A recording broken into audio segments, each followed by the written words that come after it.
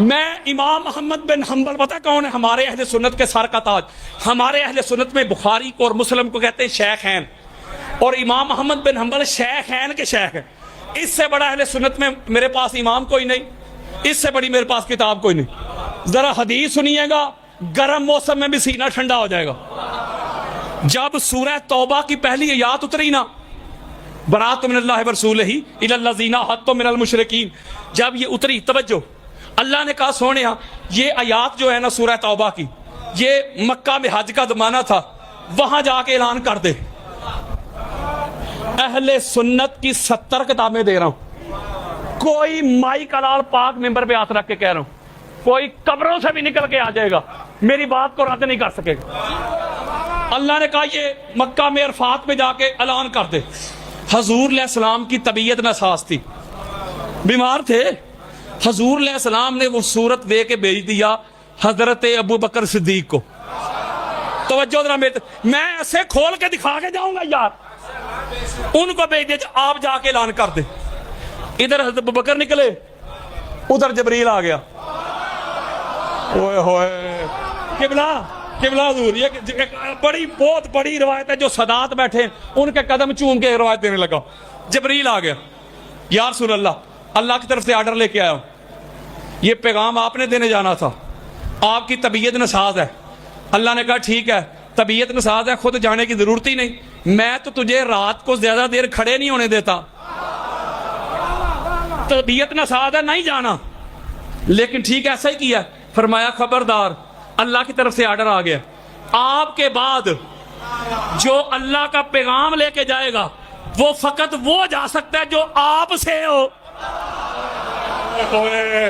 یاروں میں سنیت دے رہا ہوں، اور کوئی نہیں جا سکتا، جو محمد سے ہو، جو نبی سے ہو، جو رسول سے ہو۔ اوے اللہ کا آرڈر پہنچانا ہے، اللہ کا امر پہنچانا ہے، اللہ کی کمانڈمنٹ پہنچانی ہے، اللہ کی وحی پہنچانی ہے، ہر ایرا غیرہ نہیں پہنچا سکتا، وہی جائے گا جو نبی کا نائب ہو، جو نبی کا وصی ہو، جو نبی سے ہو۔ جب یہ آرڈر آیا، میرے اور آپ کے پیارے آقا نے بلایا، علی کو بلاؤ، علی جلدی کر، علی جلدی کر، اللہ کی طرف سے آرڈر آ گیا، جلدی کر، جا کے امر لے، جا کے حضرت بکر سے وہ صورت لے، خود جا کے اعلان کر۔ اب مولا علی علیہ السلام پہنچے، مولا علی سے جلدی تو نہیں نہ کوئی جا سکتا، جا کے حضرت ابو بکر صدیق سے، میں احانت نہیں کر رہا کسی کی، وہ روایت سنا رہا ہوں یار، اور اہل سنت کی کتابوں سے سنا رہا ہوں۔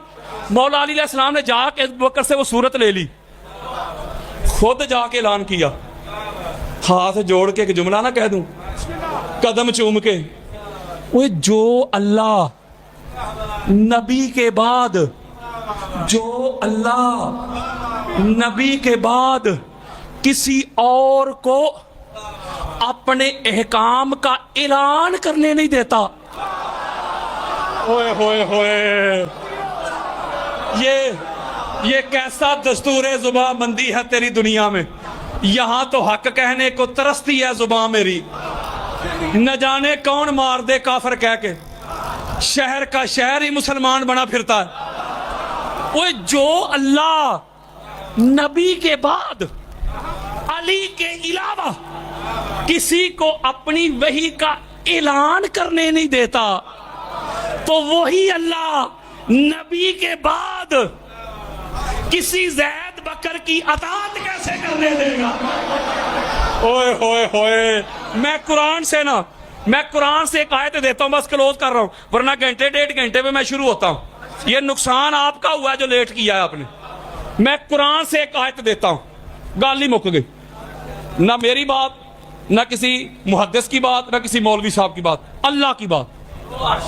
کوئی بھی ڈپارٹمنٹ ہو نا قبلہ، اس کی کچھ شرائط ہوتی ہیں، کچھ واجبات ہوتے ہیں، کچھ لوازمات ہوتے ہیں جن کو بندہ پورا کرے۔ فرض کریں کوئی خطیب ہے، خطیب وہی ہوگا نا جو خطاب کرے،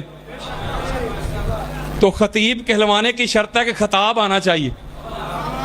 حافظ صاحب آگے، حافظ صاحب تبھی آئیں گے نا جب حفظ کریں گے۔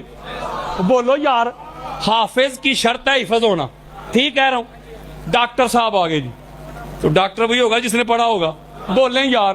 یہ مستری صاحب آ گئے، وہ کوئی مکان بنائے گا تو مستری بنے گا نا. نعت خاں صاحب آ گئے تو نعت خاں کی شرط ہے کہ نعت آنی چاہیے. شاعر آ گیا تو شاعری کرے گا تو شاعر بنے گا. بولیں یار.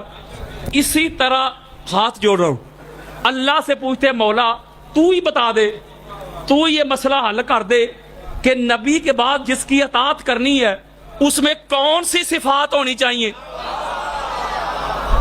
کون سی کوالٹیز ہو، کون سے جو واجبات ہیں اطاعت کے لوازمات ہیں وہ ہوں گے تو اس کی کریں گے. میں آیت دینے لگا ہوں سورہ دہر. کون سی؟ سورہ انسان بھی سے کہتے ہیں. آیت کا نمبر ہے 24 24. آؤ میری طرف، الفاظ پہ غور کریں. قال اللہ تبارک و تعالی فی کلام المجید و فرقان الحمید ولا تطیع منہم آثما او کفورا. گال ہی مک گئی. حضرات اللہ کا پیغام سنو، اللہ کا فرمان سنو، اللہ کا اعلان سنو.